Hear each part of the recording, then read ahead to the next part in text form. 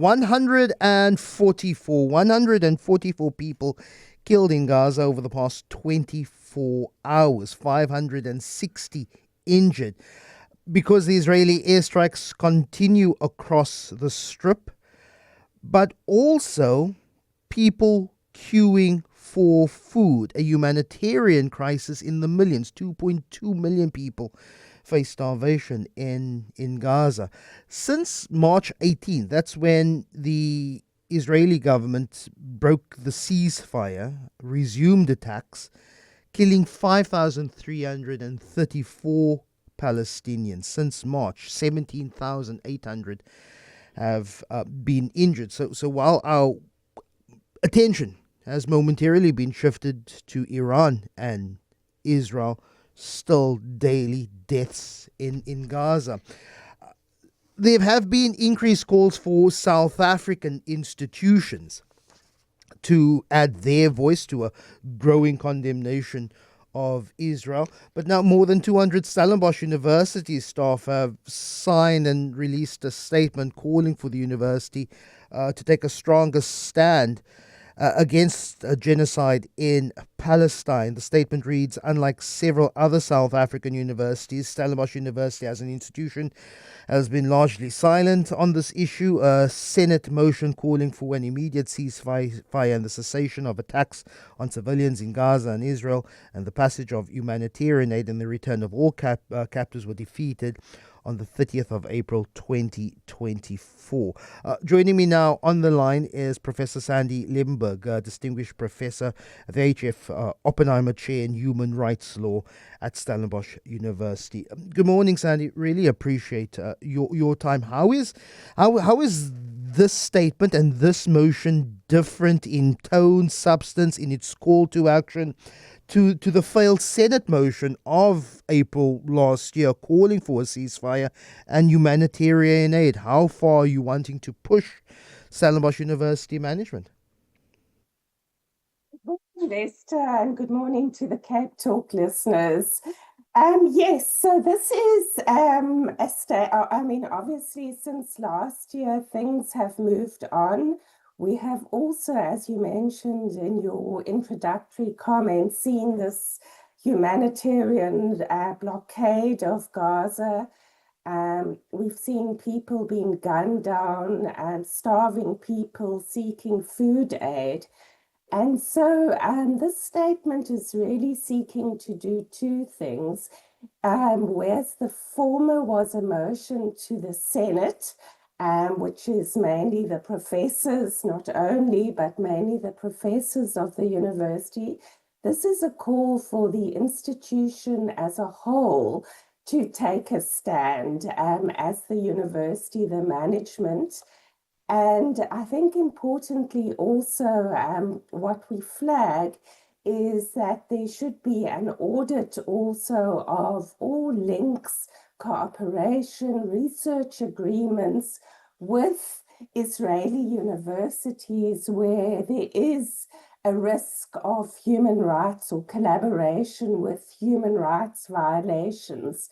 So we hope that this statement will precipitate an engagement and a more serious engagement by the university with how is the best way both to mark as an institution our stand against what is unfolding in Gaza, but then also to take some concrete actions like, many universities across the world, Trinity College Dublin, several Spanish universities, Norwegian universities, recently the Erasmus Rotterdam University, to actually look at suspending our contacts with some of these institutions. You argue that the university has a moral obligation to uphold some sort of moral consistency based on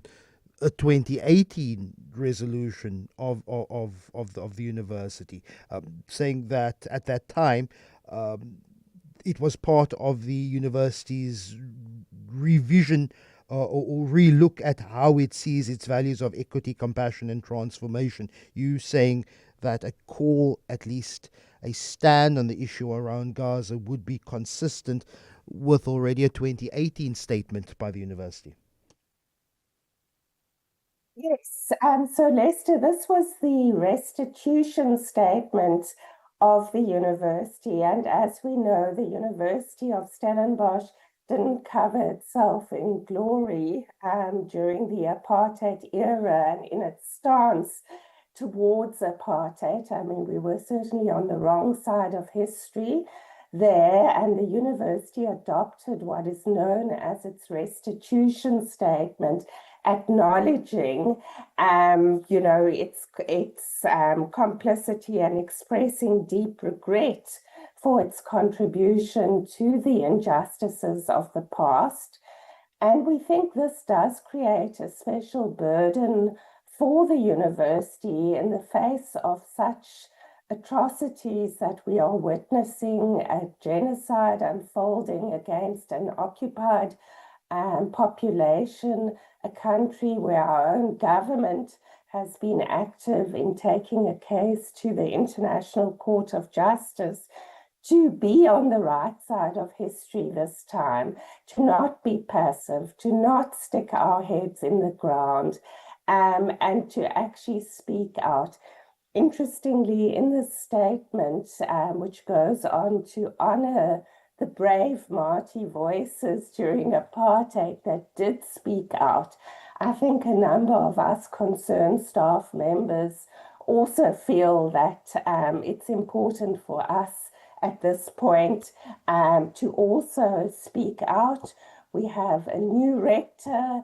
We have, strong commitment now to transformation, to be an active player and an influence for good, both on the African continent and the global stage. And I think this presents the ideal platform also to make our voice heard on this issue, which, I mean, if you read the statement, so many leading luminaries, the president of the International Federation of the Red Cross, as the head of the UN Humanitarian Agency, the Secretary General, have actually run out of adjectives to describe the kind of gross violations of the system of international law that we are witnessing in Gaza. You mentioned international university precedents, but also locally, the University of the Western Cape, University of Fort Hare have made similar moves to, like, Erasmus University and Rotterdam Trinity College.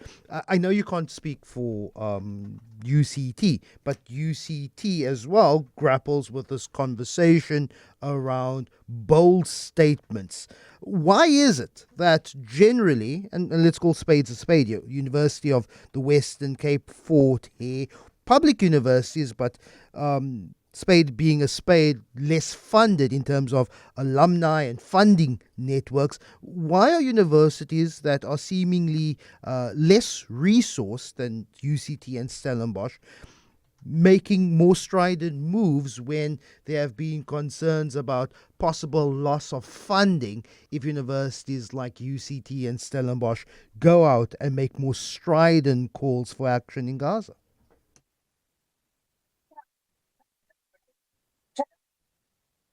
To the heart of what we see as the role of the universities in society, public universities, and of course, the spectre of donor cuts. I mean, one can't dismiss that out of hand. I mean, I don't know firsthand, but apparently this is what institutions like UCT have faced, for example, and there's the ongoing litigation about their Senate and Council motion and an alleged loss of funding. But it also goes then to the question of the institutional independence of universities. We are meant to be institutionally independent, not beholden to our donors. We have a public role. We public universities. Universities historically have always played such an important role in being the moral conscience. It's also linked to our pedagogic process to actually produce active citizens, and we encourage our students, to be engaged with the world, to see the relevance of their degrees in social good. So yes, I don't deny that university managements do face a dilemma of cuts of funding and so forth. I mean, these threats are certainly real threats, but I do believe a way can be found, and we've seen this, as you've mentioned, with these other institutions that you've mentioned that are much less well endowed. Yeah. Professor Sandy Liebenberg, really appreciate your time. She speaks on behalf of more than 200 Stellenbosch University staff, signing a statement calling for tougher, more strident stance by the university on the issue in Gaza.